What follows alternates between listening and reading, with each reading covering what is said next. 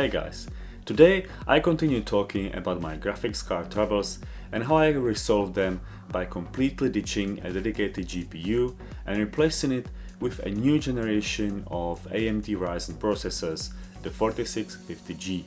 So stay with me to find out how the CPU performs on a daily basis and especially when editing my YouTube videos. And if you are new here, my name is Petr Gardian and I am a enthusiastic photographer interested in all kinds of photography and videography gear. And on this channel I am sharing with you my experience with cameras and lenses I have used, related tips and even an occasional travel story. So if you are new here, consider subscribing. But today's video is a sequel to my GPU disaster saga. If you've seen my previous video about the Fantex Mini ITX case, you already know that I moved my PC components to this pretty case because the previous one contributed to heat damage of my RX 580 GPU.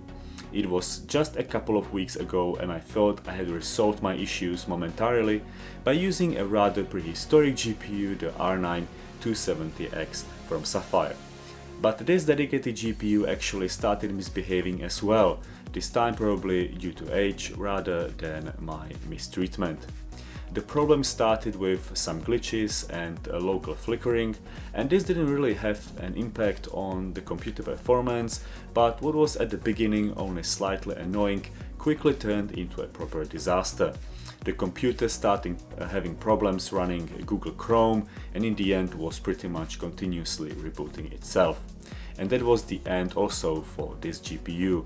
It served me well but left me at the worst possible time with prices of new and used graphics cards surging to previously unknown levels, making a purchase of a replacement GPU uneconomical. But after I cried my eyes out and brainstormed the possible options, I quickly set my eyes on a CPU with an integrated graphics. Fortunately, my motherboard with AMD chipset only needed a BIOS update to be able to run the newest Ryzen processors, so I set out to buy one.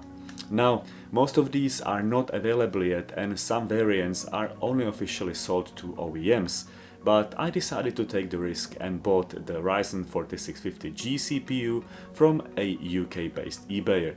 There were other options available like the more powerful 4750G, but it seemed like the 4650G was a good purchase for a reasonable 230 British pounds.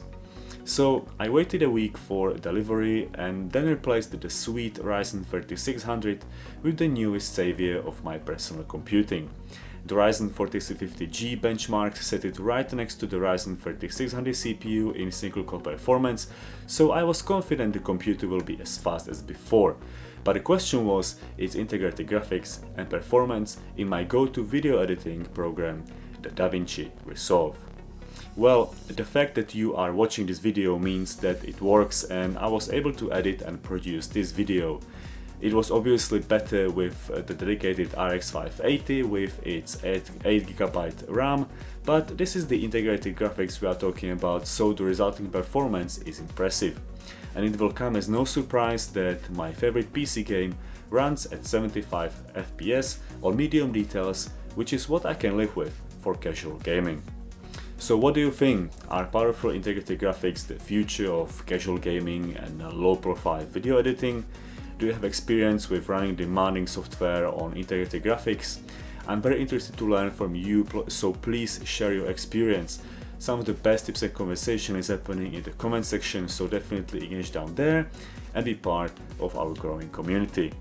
Thank you so much for watching. Definitely don't forget to subscribe to this channel if you appreciate it, like the video and let me know about future videos you might want to see. And remember, there are show notes in the description. Have a nice day and I will see you with the next one.